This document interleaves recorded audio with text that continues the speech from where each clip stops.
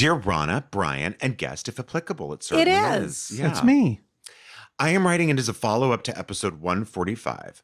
I'm the letter writer who was raked across the coals for admitting I hated my 11-year-old goddaughter, Brooke.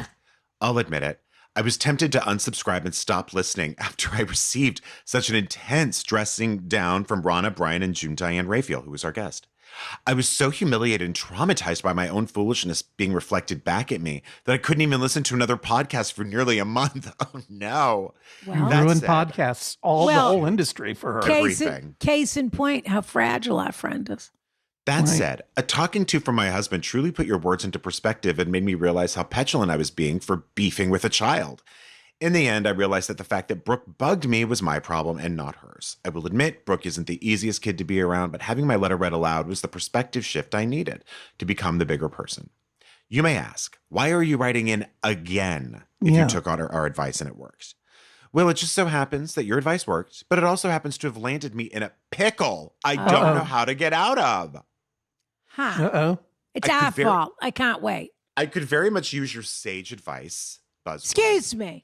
Rana hates being called sage. I do not appreciate being called sage by people. Though, we're going to find out that somebody wrote in on Patreon to tell me that in French, sage is some kind of compliment. The true definition. Yeah. Mm-hmm. And quite frankly, I think you owe me karmically. Excuse me. This is wild. Well, I don't think we should read another word, but because the audience loves Brooke, I'll let it go. This time I'll give myself a pseudonym since it seemed to trip you up when reading my last email. I didn't name myself originally because I thought it would add confusion as my name is also Brooke. That's outrageous. Jessica named her daughter after me. I didn't ask her to do this. This is, wow. This is, I mean, this is like the devil's in the details here. This is huge. Oh my gosh. For the purposes of this letter, you may refer to me as Betty. Jessica hosted New Year's Eve at her house. Oh, so we can't say that her name is Brooke. I think we can. Why can't we? She just thinks it's going to be confusing. Oh, I see. Okay. Jessica, Well, you're we'll right. tell Mimi to follow up and You're make right. sure. That is what it means. Mimi, if it's not okay, then we'll beep it out. But okay. Jessica hosted New Year's Eve at her house this year. Our entire friend group and their families were invited. This meant Brooke and our other girlfriends' kids would be in attendance. I don't have children. When some of the other ladies realized Brooke would be there, they made snarky jokes in the group chat, which excludes Jessica. I ignored their comments. Wow. Okay. On New Year's Eve, this conversation about this child. Who are these friends? Seriously, the adults were assembled in the dining room having drinks and talking, while the kids, 4 boys and 2 other girls between 10 and 16, were in the basement playing. As per usual, Brooke was attached to Jessica's hip, sipping her cranberry juice. I'm ready to watch this aspirational ensemble comedy. Well, wait till you hear this detail because this is a show. Real kid haters of Kansas City or whatever it's called. No, but Absolutely. Listen to this. This is a wonderful detail. As per usual, Brooke was attached to Jessica's hip, sipping her cranberry juice out of a wine glass. That's fabulous.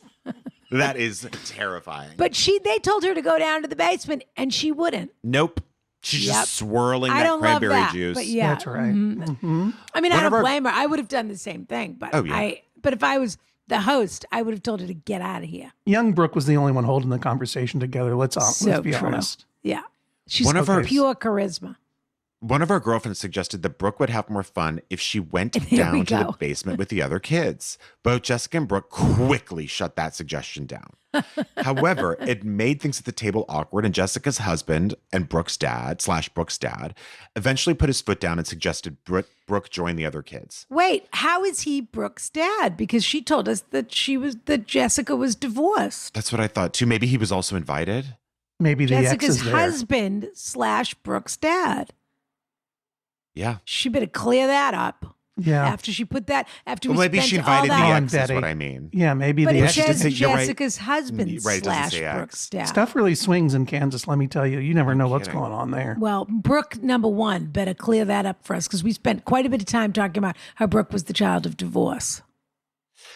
I piped up and seconded her father, thinking this was a good opportunity to establish boundaries with Brooke. I figured Brooke didn't, in front of all these people. You did not take our advice, and we do not owe you for this. You put your own foot in your own mouth, but keep going. I figured you put your foot down in your own mouth. That's right.